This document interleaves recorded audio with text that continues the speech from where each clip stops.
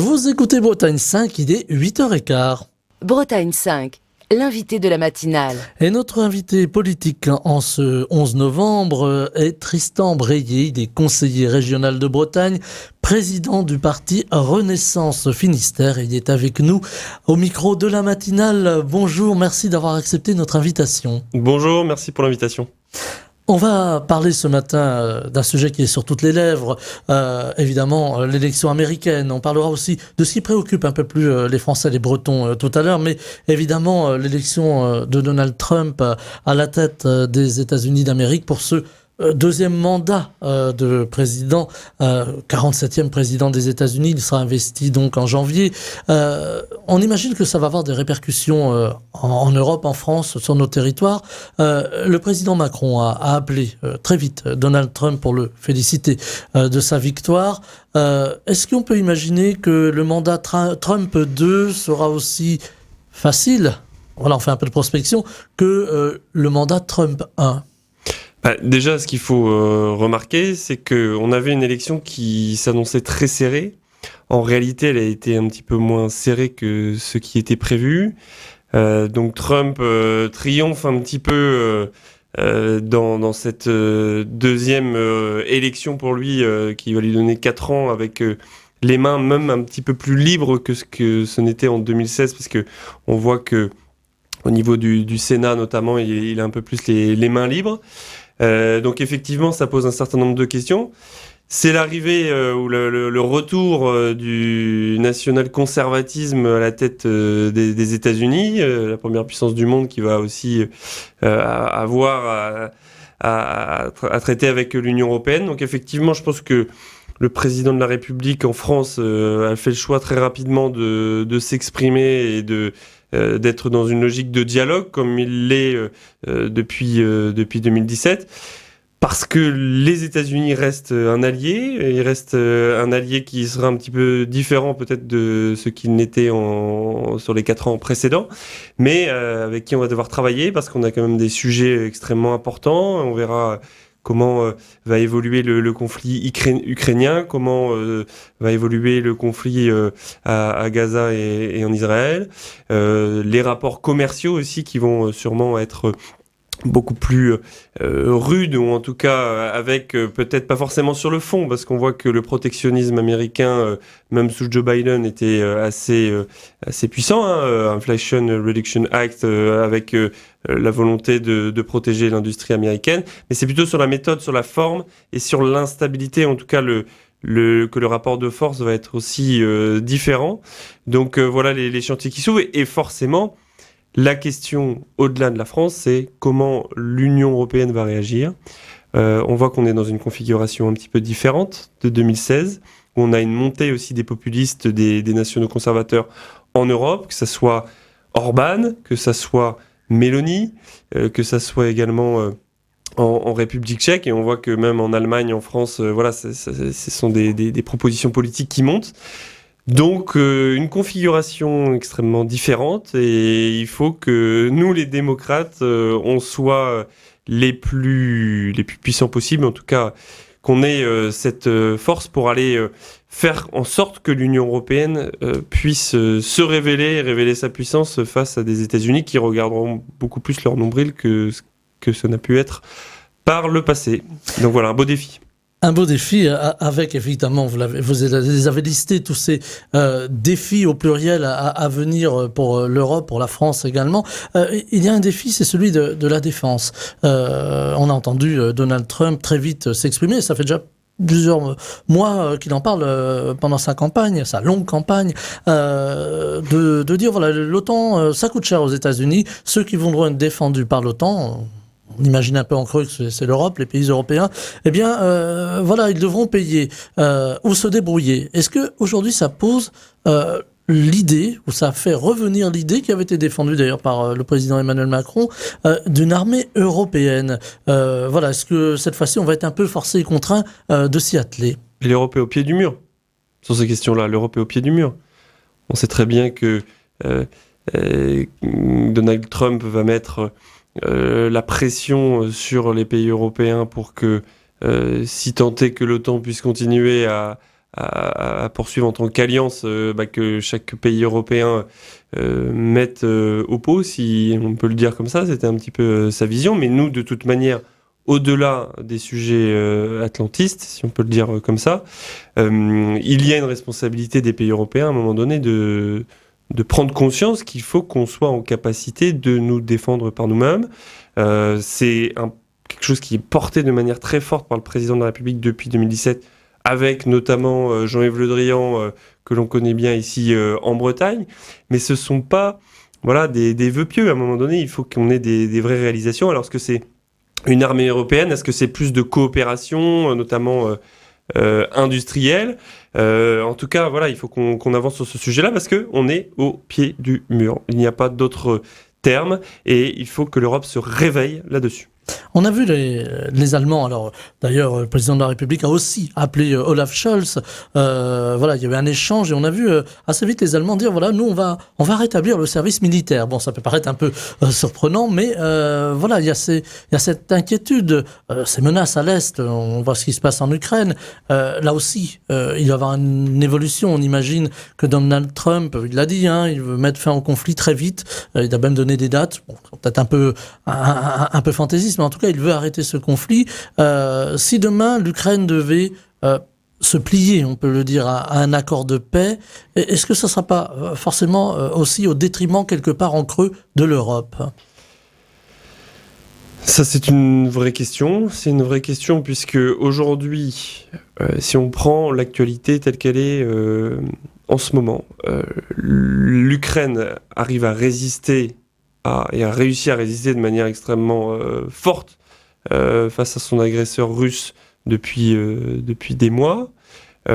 Si on a un arrêt des financements américains, se posera la question des financements européens et où la question d'un accord de paix, de cessez-le-feu et donc la question territoriale derrière. De fait, si la Russie continue à grignoter du territoire en Ukraine comme l'ont fait en 2014, avec à l'époque moins de réactions, de fait ce sera une perte de position aussi pour l'Europe. Ce sera un échec pour l'Europe, quelque part. Ce sera en tout cas une difficulté parce que derrière tous ces territoires-là, il faut voir qu'est-ce qu'on produit sur ces territoires. C'est du blé. Donc, c'est une capacité pour la Russie de prendre un petit peu plus de contrôle sur un certain nombre de matières premières stratégiques. C'est aussi une capacité pour Poutine de dire j'ai continué à mon projet mondial qui consiste à recréer la grande Russie telle qu'il la conçoit dans une vision tsariste.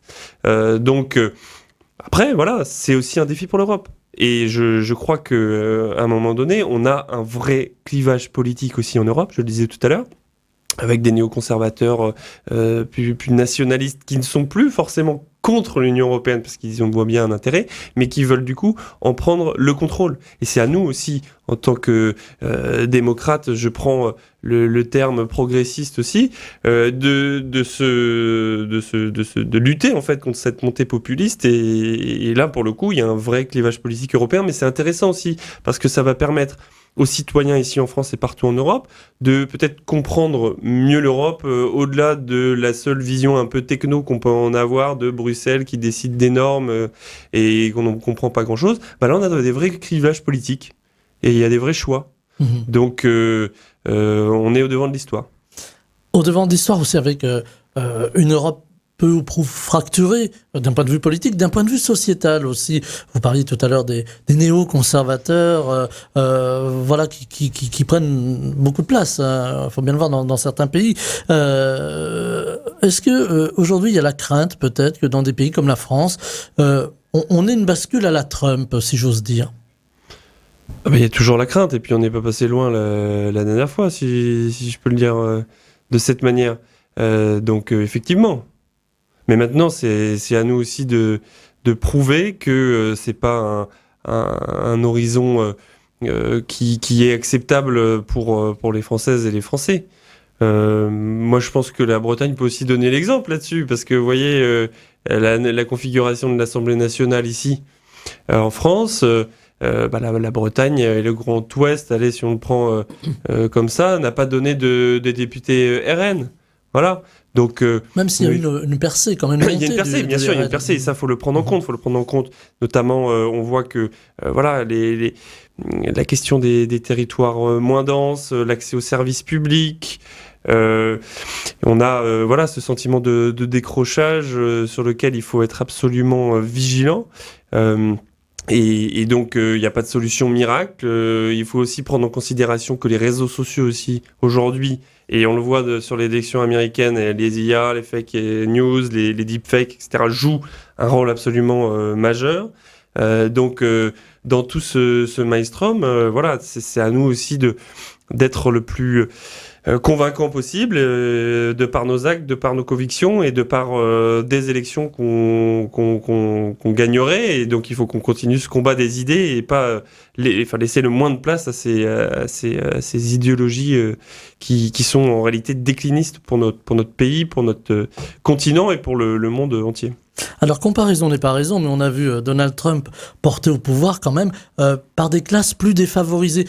Beaucoup les campagnes américaines ont mis Trump, j'allais pas se dire au pouvoir, mais en tout cas, ont voté pour Trump dans des États qui se sentent un peu abandonnés. On a l'impression d'une forme d'analogie avec la France. Et il y a une grande demande sociale aussi.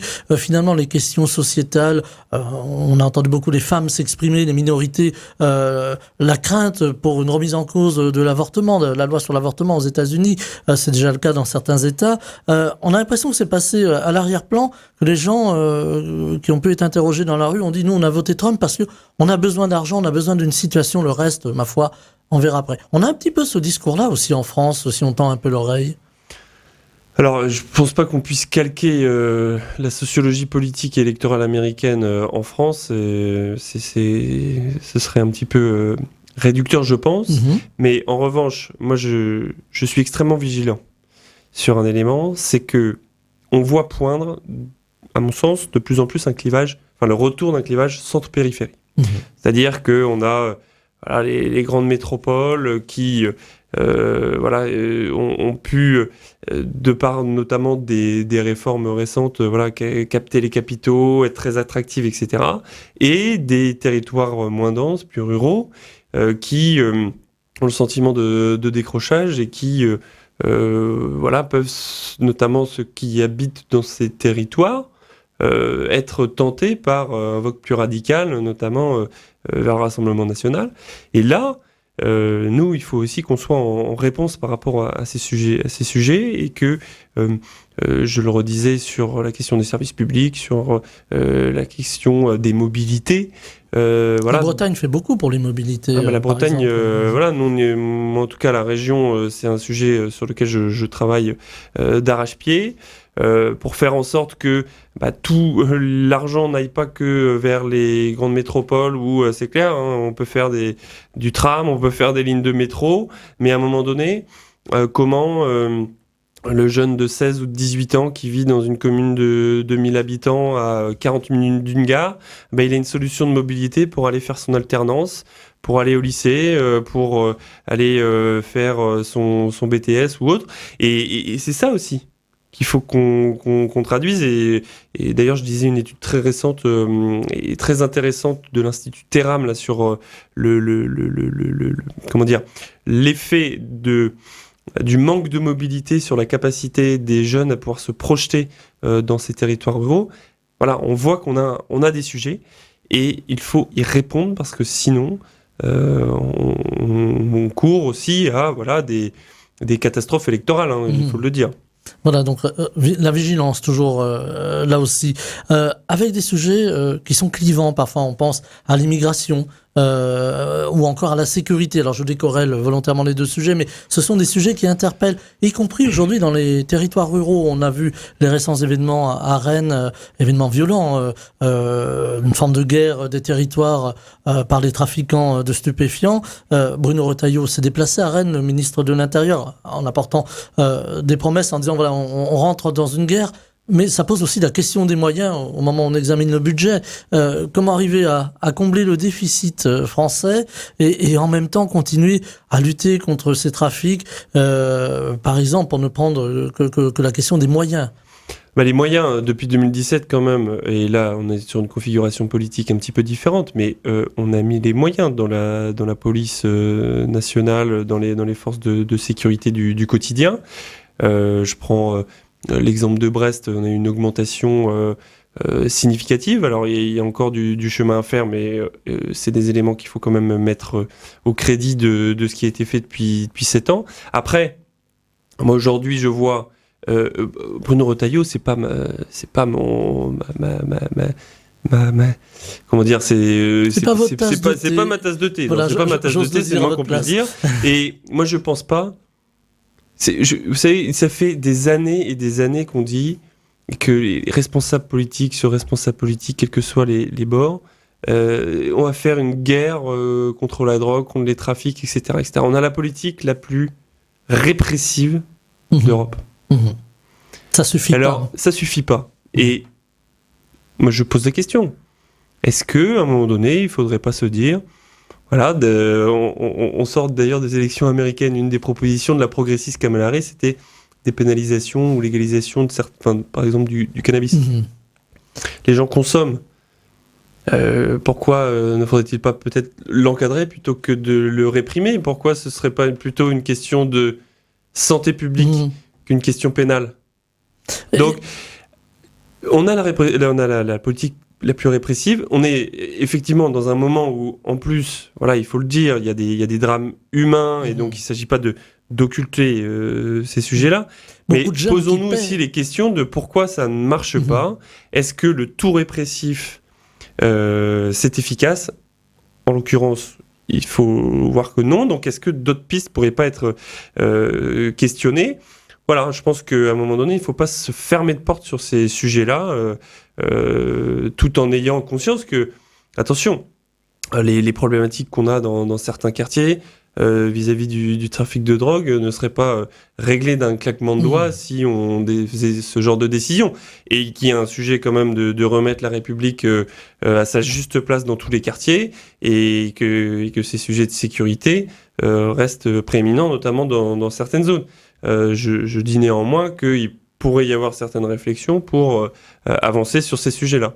Alors la dépénalisation du cannabis qui pourrait aussi rapporter quelques deniers à l'État. Voilà, on pourrait le dire au passage, peut-être justement pour lutter contre les trafics. Pour mettre de la prévention dans les collèges, dans les lycées, voilà, structurer aussi la vente et la contrôler. Et voilà, c'est pas une solution magique, hein. Parce que les pays où c'est légalisé, c'est un départ de réponse, c'est pas finalement. parfait, mais il y aurait peut-être moins d'insécurité, moins de violence, et donc forcément de trafic associé. Donc voilà, je pose le sujet et peut-être que ça mérite réflexion. Et je sais que d'ailleurs dans notre camp politique, des personnes comme le député Mendes de Moselle, voilà, à poser ces questions et qu'à un moment donné peut-être il faut qu'on ait le courage d'avancer sur ces sujets. Voilà. Et de faire bouger les lignes de la société aussi, parce que tout le monde n'y est pas prêt, il faut bien le dire. C'est un sujet clivant, voilà. C'est clair, mais même chez nous. Même chez nous, je sais qu'il y a des gens qui sont plutôt pour, d'autres plutôt contre, mais voilà, à un moment donné, c'est le débat aussi. Avec aussi toute l'éducation, la prévention, on voit que beaucoup de jeunes paient un lourd tribut, le tribut de leur vie, bien souvent, dans ces trafics de drogue et cette lutte entre les gangs, entre les mafias. Là aussi, il va falloir se pencher sur la question des jeunes qui tombent, pour plein de raisons, des raisons sociales parfois, dans ces trafics. Mais bien sûr, et je pense que dans les quartiers populaires, il y a un vrai renouvellement de la politique de jeunesse là-dedans. Là-dedans, dans le sens de peut-être...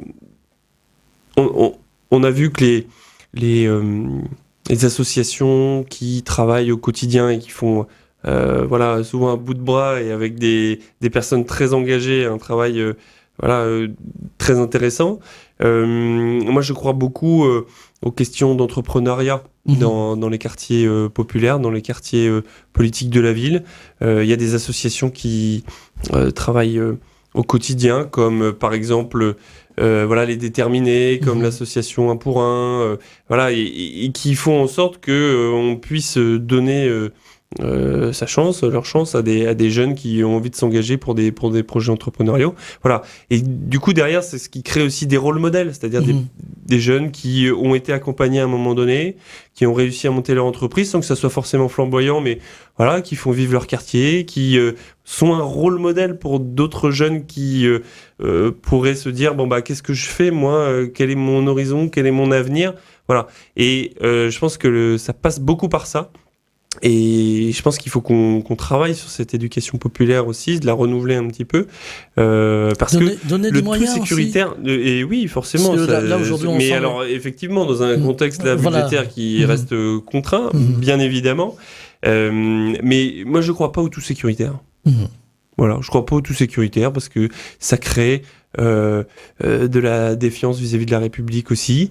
Ce qui veut pas dire qu'il faut pas à un moment donné qu'on soit ferme sur les valeurs de la République, sur la laïcité.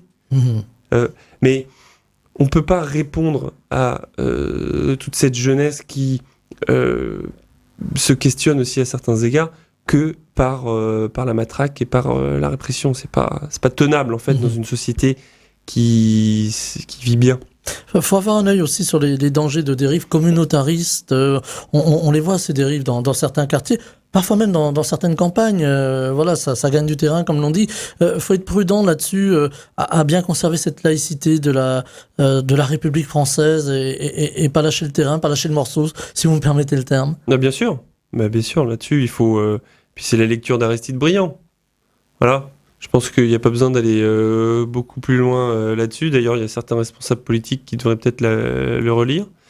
Mais oui, il faut être ferme, et c'est ferme notamment à l'école. Je pense que c'est un des lieux où il faut que chacune et chacun comprenne qu'on est dans un pays laïque, qu'on n'est pas dans un pays de communauté, mais dans un pays où on défend aussi une forme d'universalisme, bien qu'il soit un peu mis à mal par...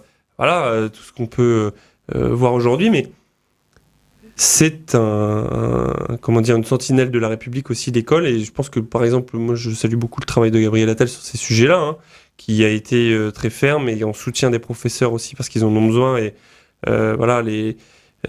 les récents procès, notamment en cours là, sur l'assassinat de Dominique Bernard. Oui, Dominique Bernard, Samuel Paty aussi. Samuel Paty, donc c'est aussi, ça montre que des lieux comme l'école ne sont pas forcément toujours protégés autant qu'ils le devraient. Et donc il faut qu'on soit en soutien de notre école, qui est aussi une des vigies de la République, et donc des valeurs qui sont celles de la laïcité.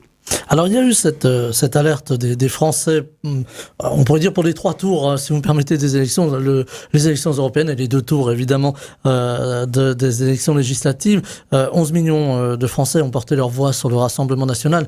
Ça veut dire quelque chose de cette société française, là aussi très fracturée. On a le sentiment que c'est pas forcément un vote d'adhésion, mais que c'est un vote de rejet, de colère, rejet peut-être de Emmanuel Macron, on pourra en dire un mot, mais rejet de colère, et là aussi on sent la fracture sociétale. Il y a beaucoup d'attentes en termes sociaux aujourd'hui, ou social aujourd'hui. Est-ce qu'il va falloir répondre à tout cela et de manière rapide et concrète? Bien sûr qu'il faut y répondre. Je serais fou si je vous disais le contraire. Je m'attendais un peu à votre réponse. Aucun responsable politique ne vous dirait le contraire. Après, c'est des sujets qui sont multidimensionnels. Moi, actuellement, je pense que il faut qu'on...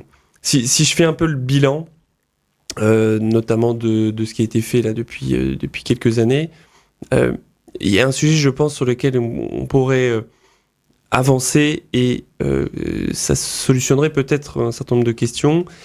C'est qu'aujourd'hui, le premier responsable politique qui est en face des citoyens, c'est le maire, c'est les adjoints, c'est les élus locaux. Il y a des moyens d'action au plan local, et ça permet de voir l'efficacité de l'action publique aussi, quand on inaugure une route, quand on ouvre une école, quand on met en place une maison France Service.